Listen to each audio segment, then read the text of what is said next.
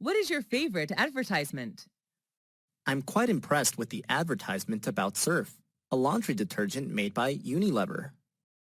Where did you see it? I accidentally saw it on TV 2 years ago. What happened in the advertisement? The ad told a story of a family in which the children all loved their stepmother due to the white shirts she prepared for them. Why do you like it? I just can't stop loving the story in the ad. It's such a sweet story. Was there any famous actor or actress in the advertisement? Not at all. The actors were not very well known, I think. Did it attract much attention? I have no idea, but I saw it in many public places. What do you like the most in the advertisement? Well, the vivid images and sound effects did attract me.